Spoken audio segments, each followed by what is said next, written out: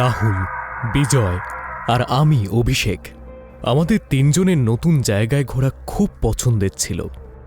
রাহুলের হাইকিং আর আমার ফটোগ্রাফির শখ ছিল, আর বিজয়কে তো যেখানে খুশি নিয়ে চলো ও যেতে রাজি।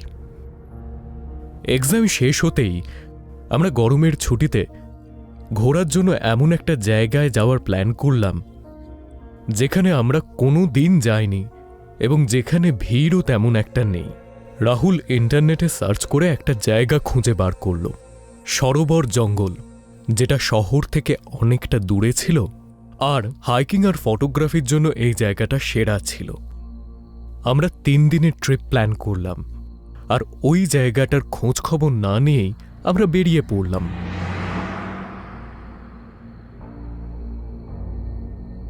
যখন আমরা ওখানে পৌঁছলাম তখন দেখলাম ওই জঙ্গল বেশ সুন্দর ছিল এবং ঘনও ছিল। আমরা আমাদের জীবনে এত সুন্দর পরিষ্কার জায়গা কোনোদিন দেখিনি।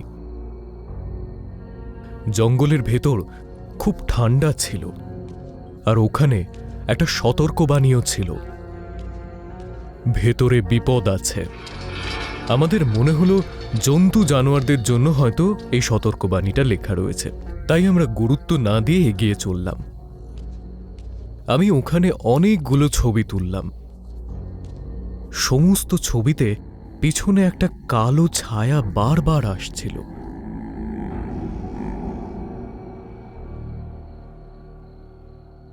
যদিও সামনে আমি কিছুই দেখতে পাচ্ছিলাম না।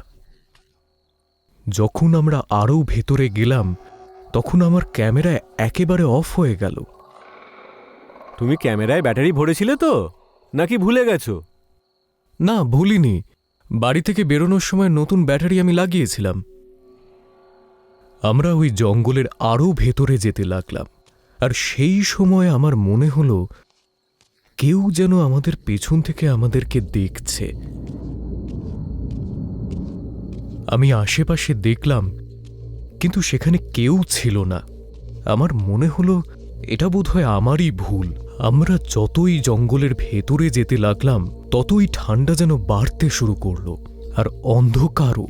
শুধু এটাই নয়, ওখানে আমরা একটা অদ্ভুত গন্ধ পাচ্ছিলাম, যেন অনেকগুলো জন্তু ওখানে মরে পড়ে রয়েছে। কিন্তু আমরা গুরুত্ব দিলাম না। জঙ্গলে জন্তুদের মরা কোনো নতুন ব্যাপার নয়। এ কি, এত ঠান্ডা? এই খানিকক্ষণ আগেও তো এতটা ঠান্ডা ছিল না এখানে। আমার মনে হয় এবার আমাদের একটু দাঁড়ানো উচিত।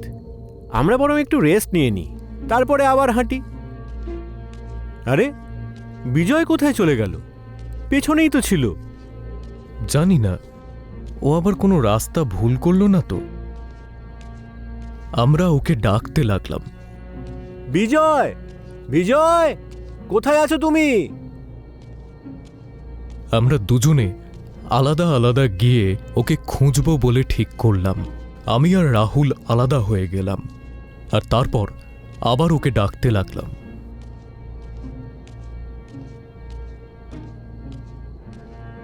ভাই বিজয়, কোথায় তুমি?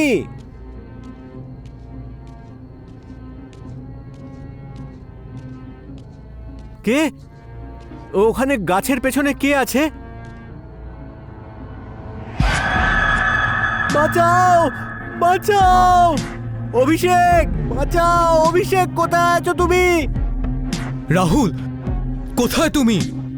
বিজয়!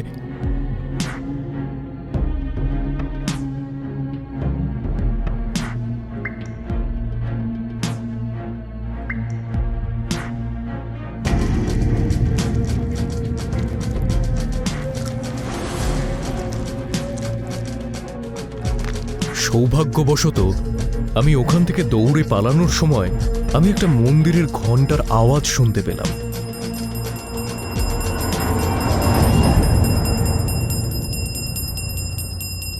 আমি ওই দিকেই দৌড়তে শুরু করলাম।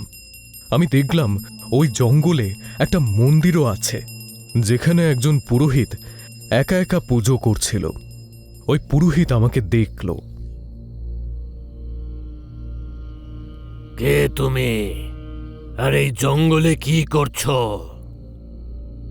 আমি ওনাকে সমস্ত কিছু বললাম, আর উনি বললেন, এটা তো হওয়ারই ছিল। এই জঙ্গল অভিশপ্ত। অনেক বছর আগে এই জঙ্গলে এক মহিলা জাদুটোনা করত। জঙ্গলে যেসব মানুষ আসতো বলি দিত, আর এখানকার পশুদের মেরে খেয়ে ফেলতো। একদিন কয়েকজন লোক তাকে এই সব করতে দেখে ফেলে, আর তারপর তাকে এই জঙ্গলেই জীবন্ত ফাঁসি দিয়ে দেয়। সেদিন থেকেই এখানে যেই আসে সে অদৃশ্য হয়ে যায়। সেই জন্য আমরা জঙ্গলের বাইরে সতর্কতা বাণী দিয়ে ফলক লাগিয়েছি। তোমরা কি সেটা দেখোনি? তখন আমার মনে হলো আমরা কত বড় ভুল করে ফেলেছি। ওই সতর্কবাণীকে উপেক্ষা করে ওই পুরোহিত বললেন যে আমি এখন সুরক্ষিত।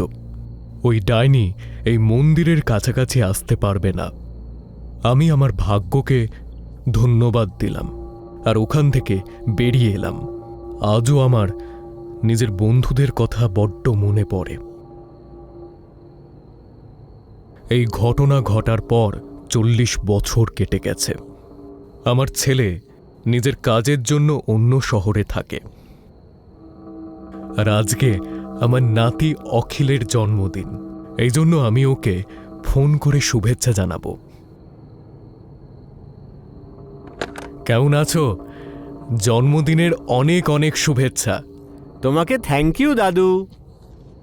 আজ আমি আমার বন্ধুদের সঙ্গে বাইরে যাচ্ছি, তাই তোমার সঙ্গে আবার পরে কথা বলবো, ঠিক আছে? কোথায় যাচ্ছ এই বিশেষ দিনে? সরোবর জঙ্গলে।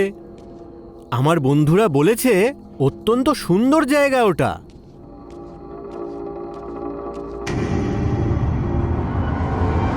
কি? না, আমার কথা শোনো, ওখানে যেও না। হ্যালো হ্যালো অখিল, হ্যালো দাদু, হ্যালো হ্যালো দাদু।